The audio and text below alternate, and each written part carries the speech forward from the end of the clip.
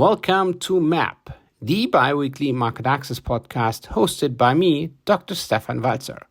I am the innovator of Market Access 4.0 and a health economist by training and working in the fields of market access, reimbursement, pricing, and health economics since 2004.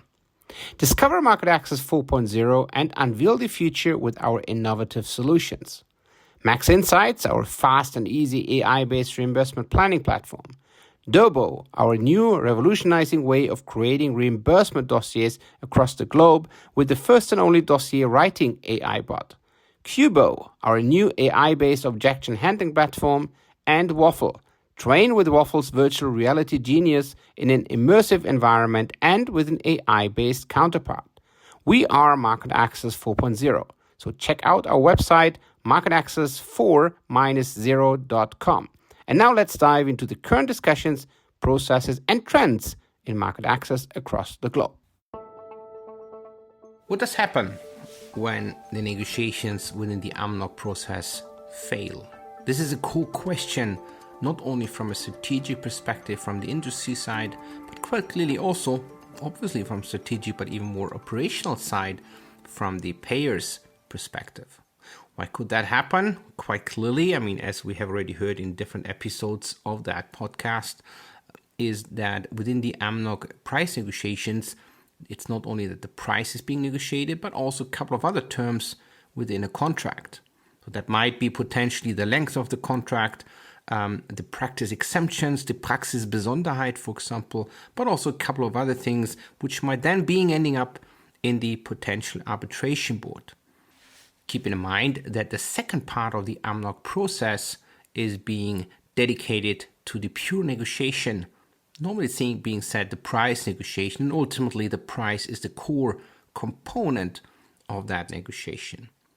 The price negotiations are being organized in the way as it was agreed in the frame of the negotiations, the Rahmenvereinbarung in German, and this is then also handling, for example, the kind of core items which need to be discussed. One of it is quite clearly, for example, the European prices, which need to be taken into account within the negotiations for the product under consideration.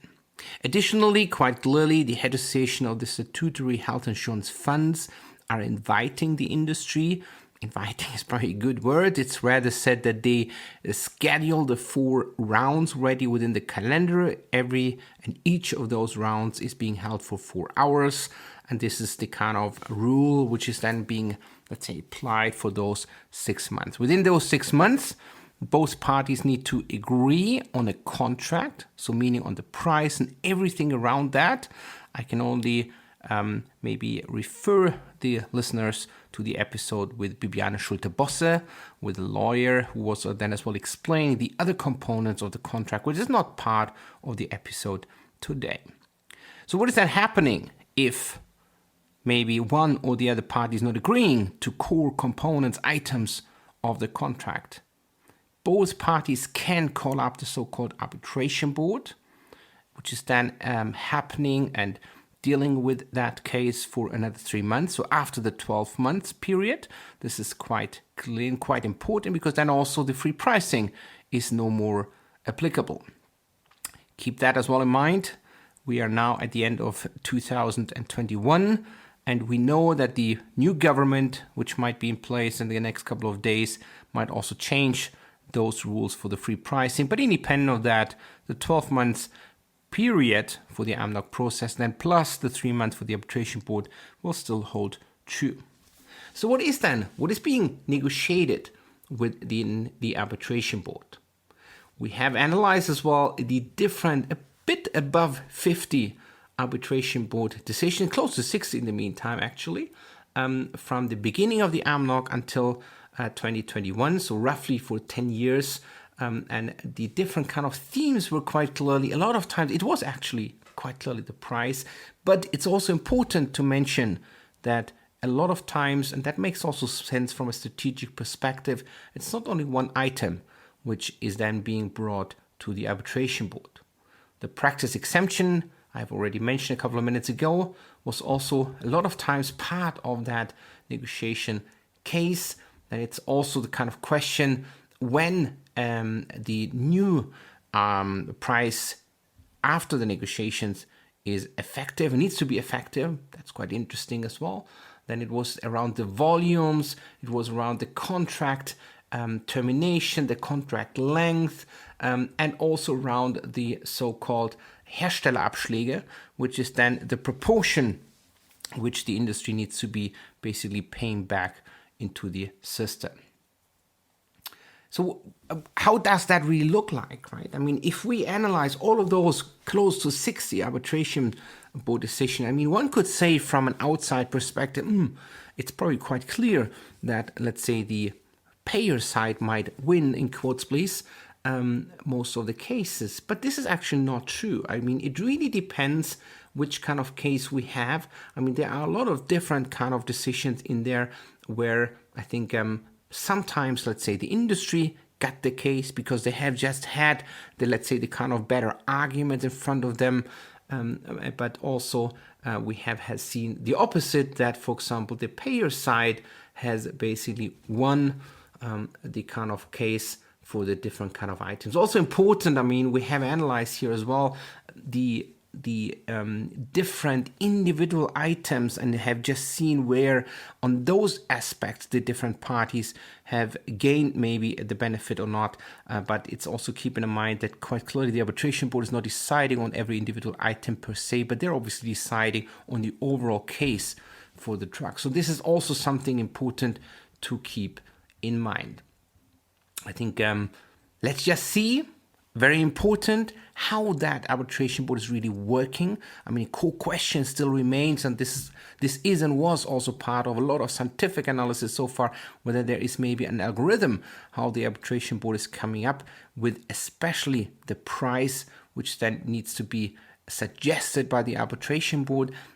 Let's now see and listen what the head of the arbitration board, the health economist, Professor Jürgen Wasem, who was the head for quite a long time, has to say about the process, potentially even the drivers within the arbitration board, and also what he has basically to say about the, let's say, the most exciting cases he was then deciding with the board within that kind of AMNOG process. And let's just see how this might as well evolve in the future. Good morning, Professor Wasem. Thank you very much for your participation and also for your time, obviously, to dig a bit into a kind of, I don't want to say niche, but a very specific kind of area within the AMNOG process, which is the arbitration board. You, as a former head of the arbitration board, I think, could you briefly explain the way how the arbitration board really works? Maybe start ideally with the case filing and potentially end then with a decision and or agreement. Yeah, thank you for this question. Actually, the arbitration board in a specific case starts with either the manufacturer or the National Association of Payers, the GKVSV, declaring that the negotiations have failed. You know, they start after the GBA assessment, they start negotiations, and they have about half a year for doing this. And if after 4 rounds of negotiations, they still haven't agreed, then one of them declares that the negotiations have failed.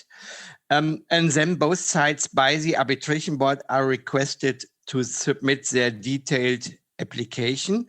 In this application, they explain why they think a specific price and other stuff is adequate, and they attach all relevant material to support the application. Usually they have 2 or 3 weeks to do this. However, this can be prolonged, and sometimes one of the two sides argue we need a little bit longer than they can take some more days. And then usually about 6 to 8 weeks later, there is then the meeting of the arbitration board. Under COVID, there is some delay in some of the proceedings, and also under COVID, the meeting at the moment is just an online meeting, whereas usually it's a physical meeting most of the time in Berlin. Participants in the meeting are, on the one hand, the 7 members of the arbitration board, which means 2 representatives of the manufacturer, 2 representatives of JKVSV, the pairs, and then 3 impartial neutral members, among them the chairperson. In addition to the 7 members of the nucleus of the arbitration board, there are at the beginning several experts of both sides, for instance, legal experts, medical experts, pricing people. Also, there are 1 or 2 representatives of patients and a representative from the Federal Ministry of Health. He may join, and most of the time there is 1 representative of the ministry who usually only listens to the talks.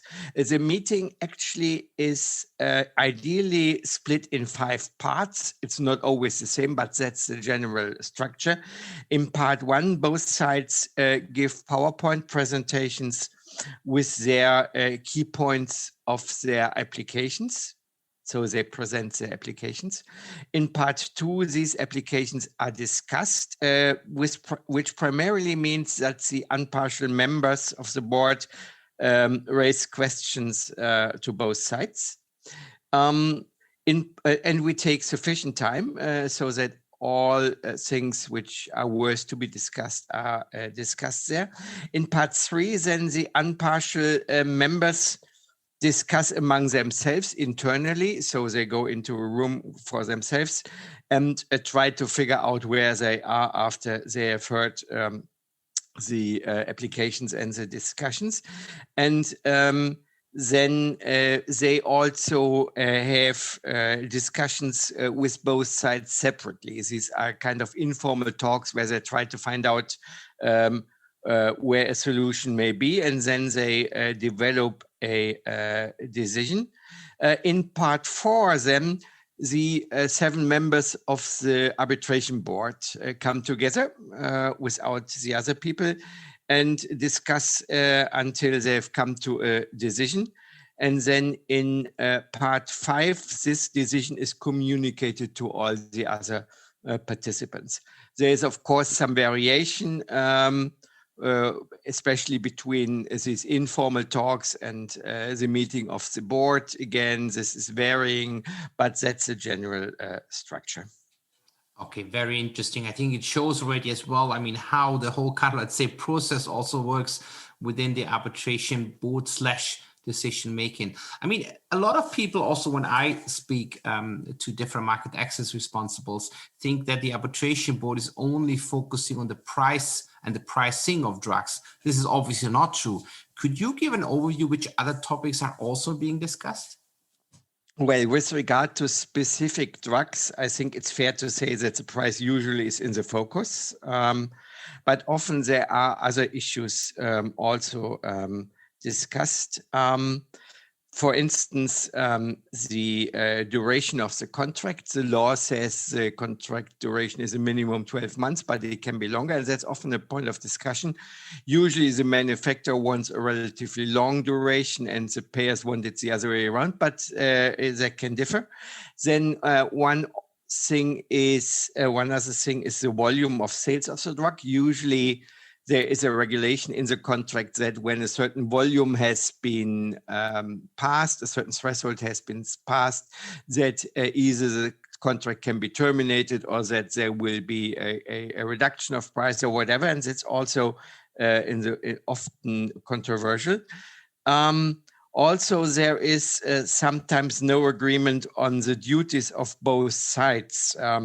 Like, for instance, who will inform whom about the decision, what issues are to be kept confidential and stuff like that. To my knowledge, in the more than 50 cases in front of the arbitration board, there were only 2 cases up to now in which the price was agreed upon by both sides and they only went to the arbitration board for other reasons. There were just 2 of them. So in all the other cases, the price actually was controversial.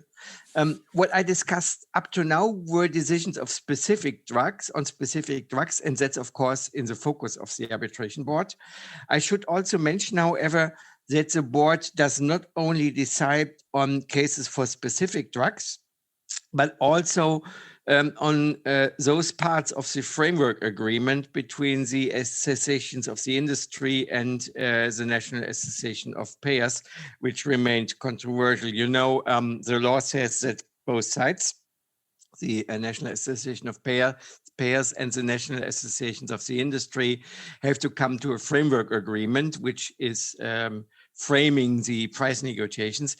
And those parts of this framework which the both sides cannot agree upon are also decided by the arbitration board, more specific by the 3 neutral members of the arbitration board. And this was the case several times in the earlier years of AMNOG, when all sides were adjusting to the new situation. Since 2016, however, there has been no change discussed any longer to the framework agreement. Therefore, in the last 5 years, that has not been an issue in the arbitration board at all.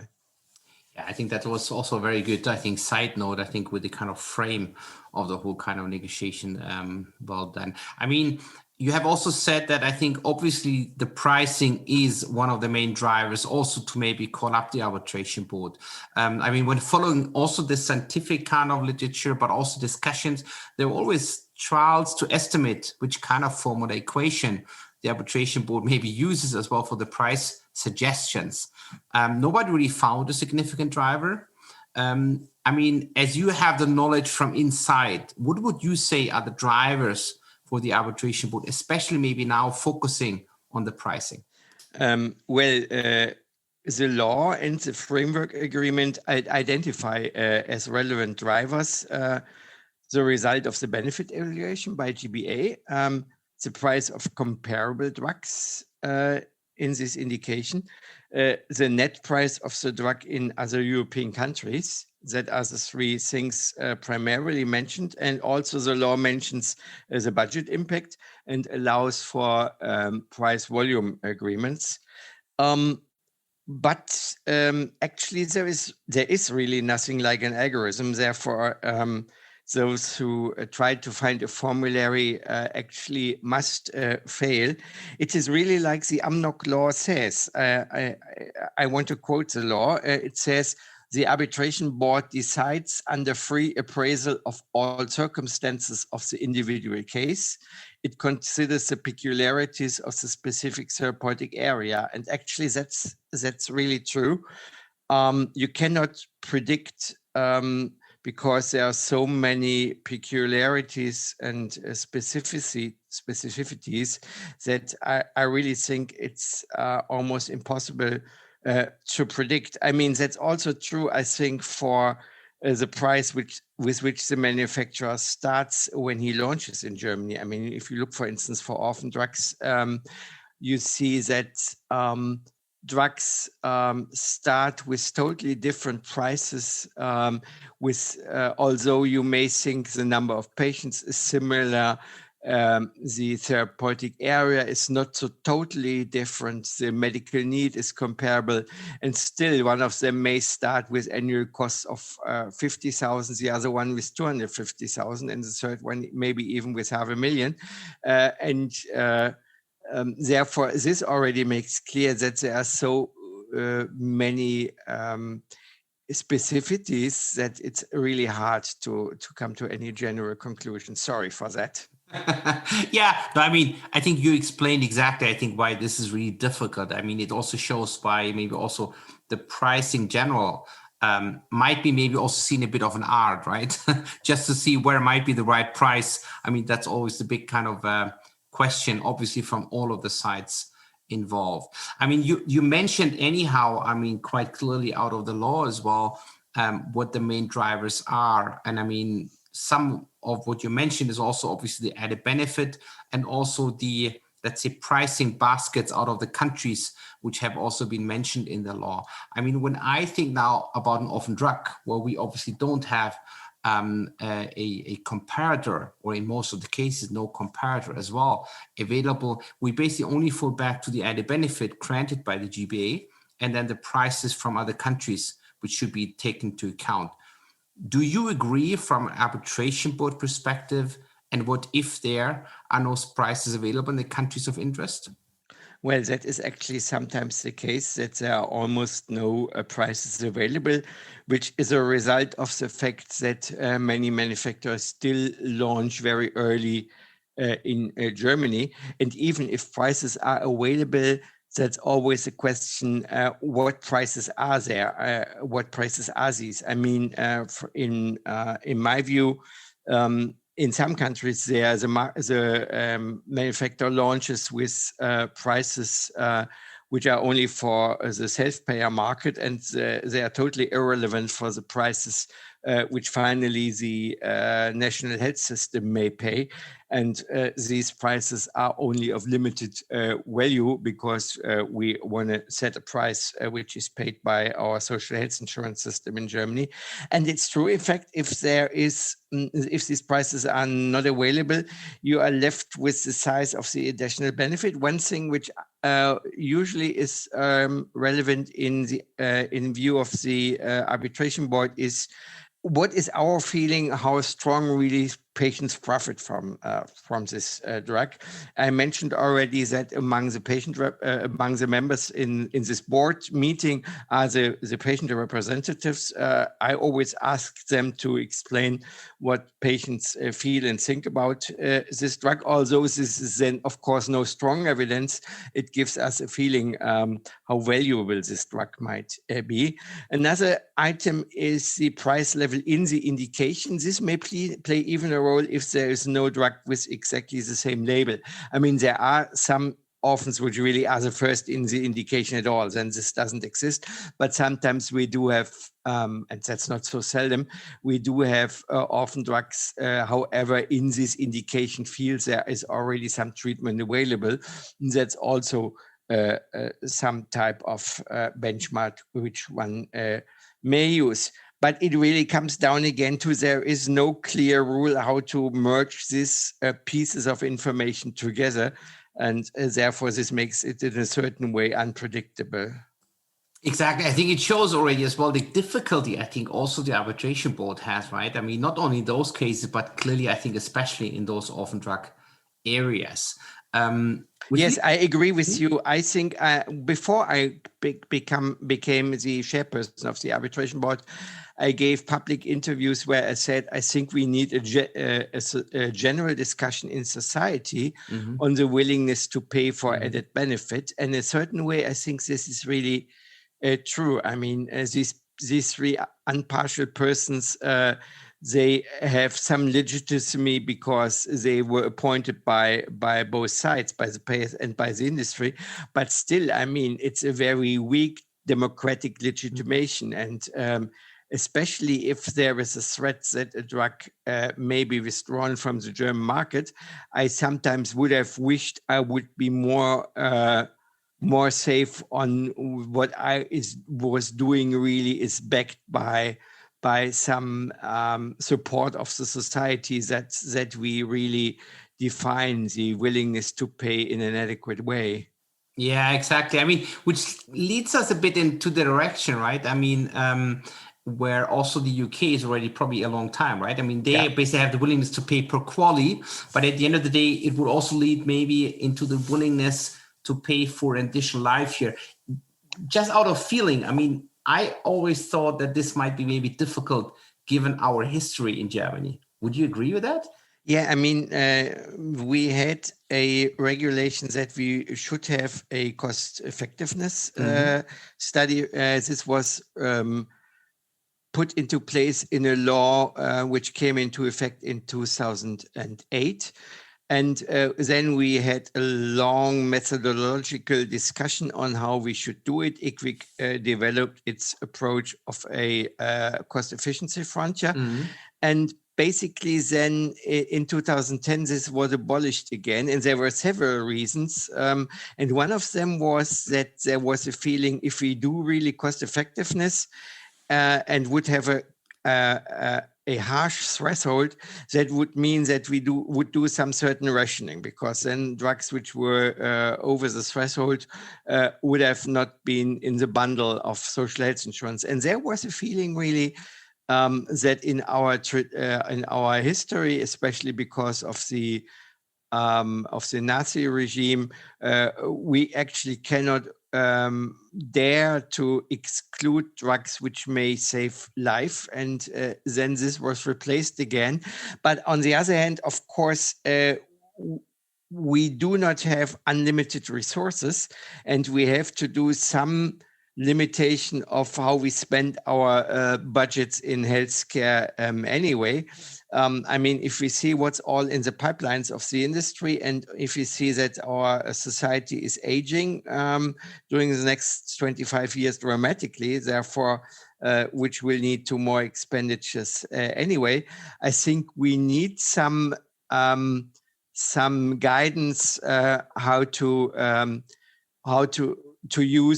distribute our budgets among the various possibilities in healthcare. And I really think we cannot avoid to have some more parliamentary guidance, and not that we not can leave everything just in technical committees and arbitration boards and stuff like that. Yeah, I think that's probably also a good kind of maybe direction for the future. Fully agree with that. Maybe just going back again with your experience within the arbitration board, when you think back about your different cases you have experience with, what was your most exciting case in the arbitration board and why? That's a good question. In my 4 years, I found the albiglutide case most interesting and exciting. Albiglutide is a diabetes drug, because in this case, we dared several interesting things as arbitration board. Among others, we decided that the manufacturer shall market the drug only in the subpopulation with added benefit. There were 5 subpopulations, and only in one the manufacturer had an added benefit granted by GBA, and we decided, with support of the manufacturer, by the way, that the manufacturer shall market the drug only in this subpopulation. And based on this, we then based our calculation of the price on the assumption that 80% of the prescriptions were in this subgroup with added benefit. And this decision actually went to the Federal Social Court, which made clear that the arbitration board is entitled to do this kind of decisions. They also said that, which is very important, that the arbitration board has to do a prognosis on how many patients are in which patient group, which gives considerable freedom to the arbitration board. That shows really, I think, why and where I think there might also be some, let's say, excitement as well within different cases. I think that's quite great. I mean, given your experience and also your discussion, I think you have also with the different stakeholders within the process, if you could advise health politicians, would you change the process around the arbitration board? And if yes, what would you change within that process? Well, given the legal concept of AMNOG, I think the process around the arbitration board is fine. I do have several issues with the AMNOG in general, but they are not related really to the arbitration board. Therefore, giving the general structure, I think the arbitration board is a good way to do things. You know that it's not unique in Germany. We have, I don't know, probably 20 arbitration boards in various areas. And they all work more or less around the same mechanism. So their technical procedures are relatively similar. And I think this is established, and it works quite well. My comments would be on the AMNOG in general, but not related specifically to the arbitration board. Okay, do you want to share some of your thoughts on the AMNOG as well? Well, of course, we could have a long discussion on this, because at the moment we have 10 years of AMNOG, because it came into place in 2011. And therefore, I just did several publications and also talks on 10 years of AMNOG. Therefore, that's a point one could endlessly talk about, but only to give you 3 short comments. The first thing is I still, after 10 years, have my problems with the National Association of Payers, the JKVSV, being in GBA and doing afterwards a pricing negotiation. I mean, we clearly have a governance problem. in GBA, they have 50% of the votes, and they try to influence the GBA decision to get a bad evaluation of the drug, so that later on in pricing negotiations, they can base their position on this decision by GBA. I think this is really a structural problem, and I still think I would change it. I don't see a political majority to do this at the moment. But for instance, with the digital health apps, which came into health insurance half a year ago, there the parliament decided that a federal drug office will do the evaluation of the digital health apps and not GBA, although it's a similar situation. Therefore, I think that's one of the problems which I really have. The second problem I still have is that we do on the national level a blended price, a mixed price very often. For instance, if in one indication there is an added benefit, in the other indication there is no added benefit, then we do a blended price. And of course, this blended price is taking into account that we have these two separate situations. One situation where there is added benefit and others where there's no. Therefore, this blended price, of course, is more expensive than the comparator in the indication where there is no added benefit, because that's a result of the fact that it's a blended price.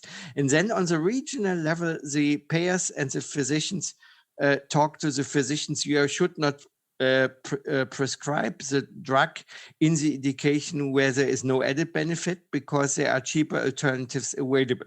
I really think that's a contradiction in itself. When we do this blended price, this drug almost by definition, it's economic to prescribe this drug, because it's in the indication with added benefit. Of course, on the other side, it's cheaper than it would have been if we would have done a price taking only into account the indication with added benefits. Therefore, I really think there is some inconsistency which hadn't been solved during this 10 years.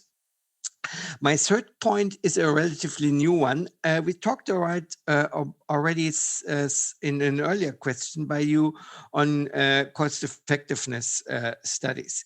In a certain way, we got used to the fact that we have only a benefit evaluation and then we do bargaining in the pricing negotiations. But with the gene therapies and CAR-T therapies, actually, I think we have the issue on the agenda. How do we actually treat drugs which have a one-time intervention and then they promise to work for several years, maybe even lifelong? I mean, this is difficult to deal with in the existing framework, because the fact that we have often the alternative is a continuous treatment every year, and if you look at, for instance, in SMA, where you have nusinersen, which you give every year, and then you have Zolgensma, where you have a one-time treatment. I think this type of considerations is difficult to deal with in just a benefit evaluation and then pricing negotiations. I mean, you need a longer time horizon. And I think cost effectiveness analysis gives an analytic framework with which you can deal with this type of issues. And therefore, there are several people, also among payers, but also in the industry, who say that we may reconsider whether, at least for certain situations, we do not only do a benefit evaluation, but maybe a cost effectiveness analysis in the future. Okay, perfect. Thank you very much. I think also for those insights into your, let's say, potential next steps into the AMNOG reform. Thank you, Professor Wasem. That was a very good insights from the arbitration board, but I think also generally from the AMNOG process. Yeah, it was a pleasure. Bye-bye. Interesting insights now from Professor Jürgen Wasem, the former head of the arbitration board in Germany. I think the most important, probably for all of the listeners who thought maybe to understand the algorithm behind the price finding of the arbitration board, is that there is no algorithm, at least not within those roughly 60 cases. But I can as well assure you there are not a lot, but a few analysis, including different regression analysis, etc., which also tried to find a potential algorithm on it, and there's simply no algorithm behind it. At least it doesn't look like, meaning that the different items are not statistically significant. I would rather even say that there's not even a big driver. A lot of times, for sure, it's very difficult. Professor Wasem was as well alluding on that, especially if you, for example, have an orphan drug, which you negotiate, where you potentially, even on top of that, do not have the European prices already available, meaning that it's very difficult to really quantify the added benefit, which might even then be on top of that non-quantifiable by the GBA for the arbitration board. So how does that really look like then? I mean, there are a lot of different aspects, as he said already, the severity of the disease, the potential long-term kind of impact, the benefit itself. I think it's also important then, quite finally, what the GBA as well said. And even more important, Professor Wasem said that, is the submission and quite clearly the presentation again from both sides to the arbitration board, as this clearly again starts basically from zero. Even more important, we have heard that as well within the episode with Bibiane Schulte-Bosse, was that it's really important from a strategic perspective from both sides, from the payers, but also from the industry side, to really keep an eye on what to include, for example, in the official minutes of the price negotiation. Keep in mind, within those 4 negotiation rounds, at the end of each negotiation round, there are the official minutes, obviously confidential, but this is then also being part of the arbitration board discussion and decision. So keeping that in mind, it's also quite clear. I think it's not a surprise and quite obviously not, let's say, confidential information. The different price offers are normally not part of the official minutes. However, that's at least something as well to allude on, that both sides need as well to explain in detail how they are coming up with their kind of estimation of the different fair price, because this is ultimately what I think both sides need to as well come up. And then the arbitration board is really looking on which sides, let's say, the arguments maybe hold a bit more true maybe, or at least better from their perspective. When analyzing the different decisions or suggestions from the arbitration board, it's also quite clear that there is no clear trend towards one or the other direction. It really depends. And I think even more important is that the number of cases within the arbitration board has really dropped tremendously within the last 3 or 4 years, meaning that in really the vast majority of cases, the two parties, meaning the industry and the payer side, is really agreeing on a price and the general contract. Keep in mind, it's not only about the price, but obviously and quite clearly a lot of times it is the price as a core item, but both parties then agree before the arbitration board would even start with a case. That was an episode of MAP, the market access podcast provided by Mars Market Access and Pricing Strategy, which is your healthcare consultancy in the German-speaking markets. MAP is available every second week with a new episode, so watch out. And in case you might have questions, contact me directly and or visit our website on www.marketaccess-pricingstrategy.de.